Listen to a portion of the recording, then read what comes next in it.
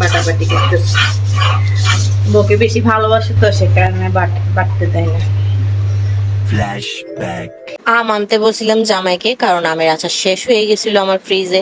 আমি ভাত দিয়ে আমের আচার বা জলপাইয়ের আচার এগুলো খেতে খুব পছন্দ করি, সেজন্য ও আম নিয়ে আসছিল।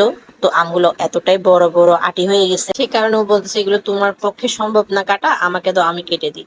তো এদিকে ও খেলা দেখতেছিল, বাংলাদেশের খেলা চলতেছিল সেদিন, আর এগুলো কেটে দিতেছিল। যেদিন কাটছে ওই দিন আর বানানো হয়নি, এরপরের দিন আমের আচারটা বানানো হয়েছে।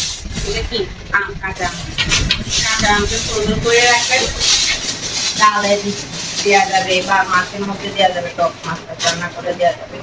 এইভাবে কাঁচা আমকে সুন্দর করে রাখবে, আম দিয়ে ডাল খেতে ইচ্ছে করবে তখন আম দিয়ে খাওয়া যাবে, আমের সিজন খাওয়া যাবে। এদিকে সরিষাগুলো খুব সুন্দর করে আমি ধুয়ে নিচ্ছিলাম, প্যাকেট থেকে ছিঁড়ে তারপর কেটে একটা ঝাঁকিতে নিয়ে নিছি। ঝাঁকিতে নিয়ে তারপরে দেন গিয়ে ভালো ভালো কচলে কচলে ধুয়ে নিচ্ছি ভালোভাবে, কারণ এখানে অনেক ছোট ছোট মাটির পাথর থাকে, এগুলো থাকলে আবার আচারটাই পুরো নষ্ট হয়ে যাবে।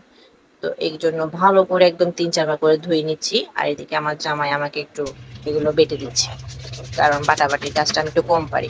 যেগুলো আমার পক্ষে সম্ভব হয় না সেগুলো আমাকে একটু হেল্প করে দেয়। এটা আমার ব্যাগের সাথে পাইছি কার্ড। এটা আমি কি কাজ ইউজ করি জানেন? এই এখানে বাটাবাটি করার পর এভাবে কোড়ানোর কাজে ইউজ করি এটা। আমার খুব কাজে দিতে জিনিসটা।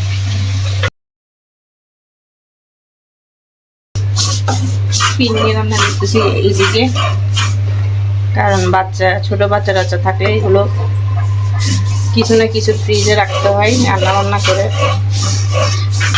আর এদিকে আচার বানানোর জন্য আমার জামাই বাটাবাটি করতেছে। বউকে বেশি ভালোবাসে তো সে কারণে বাটতে দেয় না। একটু সর্ষে বাটতে আসতে আমার পুরো রান্নাঘরের বাদ অবস্থা হয়ে গেছে। এইদিকে ফেলছে, এইদিকে ফেলছে, এদিকে ফেলছে। বেটা মানুষ একটু কষ্ট অনেক বেশি মাথার উপর। আগের ওই দিন আমি নাগামরিচের আচার বানাইছিলাম, তো একটু করে পাঁচফোড়ন ছিল, ওইটা আগে টেনে ফেলি, তারপর লাগলে ওইখান থেকেও দিব, কারণ পাঁচফোড়ন বেশি দেওয়া যায় না, বেশি দিলে তিতা হয়ে যায় আছে। ওখান থেকে একটু করে লাগবে, হালকা করে দিই, হালকা আছে একটু টালতে হবে।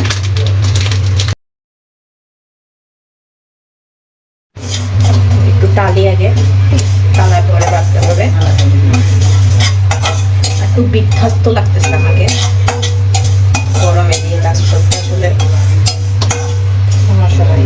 পাঁচফোড়নটা টালা শেষ, এখন সুন্দর করে বেটে নিচ্ছি, একদম মিহি করে বেটে নিচ্ছি। জামাই তো সরিষাটা বেটেছি, পাঁচফোড়নটা আমি বেটে নিচ্ছি।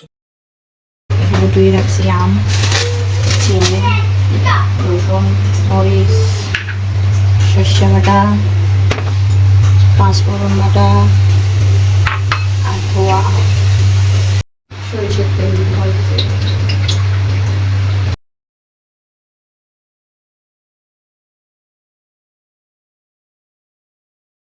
1 লিটার সরিষার তেল।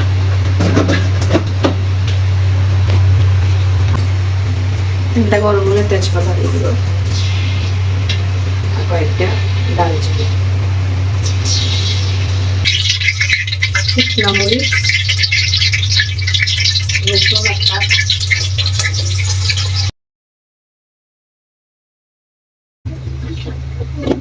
সরিষাটা অনেক ভালো তেল মনে হচ্ছে, বোঝা যাচ্ছে একদম ফেনা হয়ে উপরে উঠে যাচ্ছে, সে কারণে চুলাটা বন্ধ করে দিচ্ছে। এখন সরিষা বাটা দিলাম।